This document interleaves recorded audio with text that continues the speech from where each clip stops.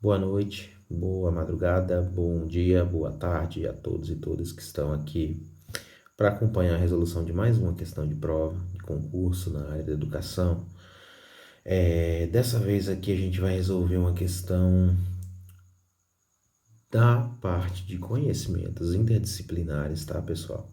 Então vamos sair um pouquinho aqui daquele, daquela lógica das questões abertas, porque eu acho que a parte de questões e conhecimentos interdisciplinares tem sido um pouco tocada nas produções que eu vejo no YouTube de uma forma geral. Até porque, na verdade, mesmo, o pessoal não sabe exatamente o que que a FCC vai cobrar. Se na mesma lógica do que ela cobrou na prova passada, ou se vai ser diferente, visto que ela lançou uma nota, uma alteração no edital, né? Indicando que a área de conhecimentos interdisciplinares vai seguir a lógica da reforma do ensino médio, portanto, vai ser por área do conhecimento. Então, se você é da área de ciências humanas, você pode esperar lá questões que relacionam os conhecimentos das disciplinas que compõem as ciências humanas e sociais aplicadas, tá? Como é o nosso caso aqui, beleza? Então, eu peguei uma questão que está bem nessa linha da prova passada, tá? Mas lembrando que na prova passada tinha questão, por exemplo, de geometria, de matemática, tá? Em conhecimentos interdisciplinares. Então, isso pegou muita gente, tá?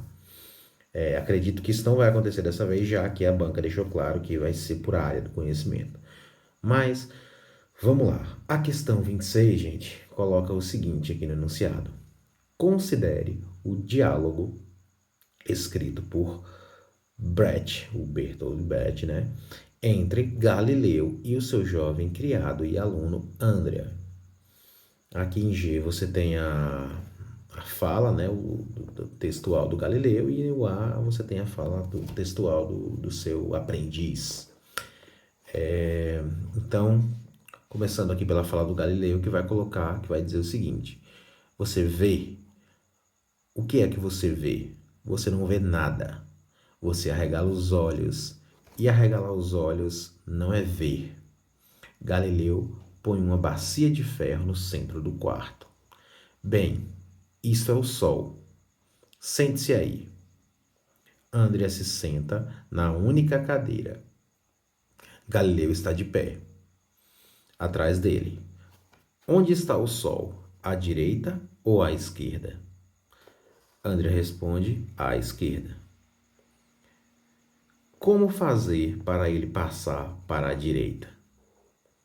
O senhor carrega a bacia para a direita. Claro, responde Andrea, né?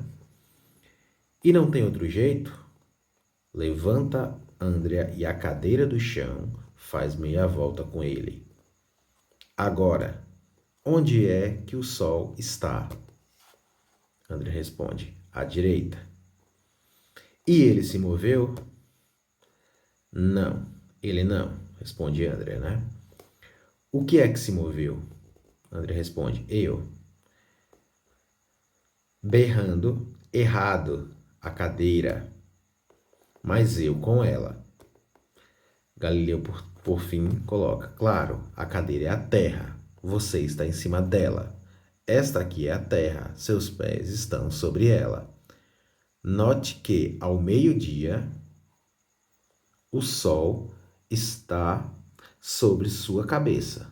Você entendeu isso? Aqui está a referência, né? De onde se encontra esse diálogo, né? E a pergunta, né, gente, colocada aqui sobre esse diálogo é: a teoria que Galileu tentava explicar para seu jovem aluno e que Brecht representa de forma dramática no ato da peça é o.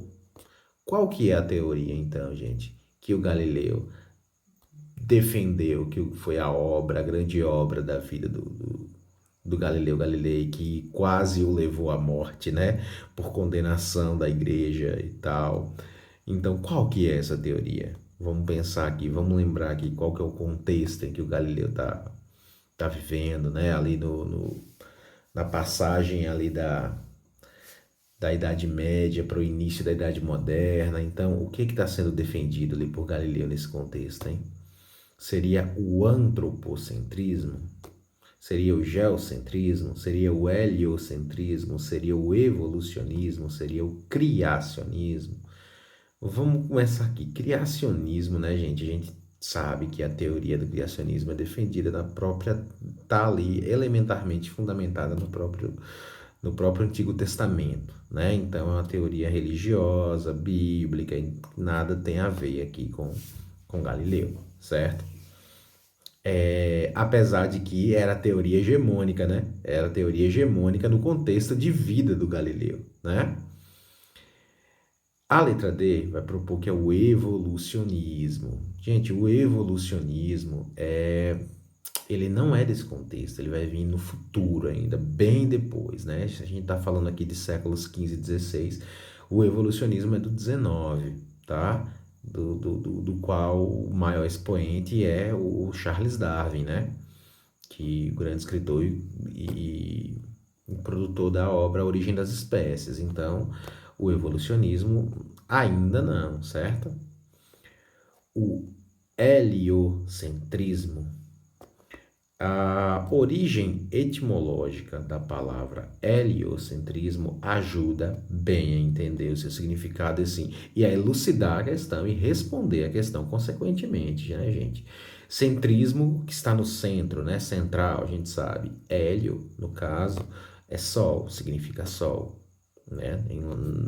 Tem sua origem no latim.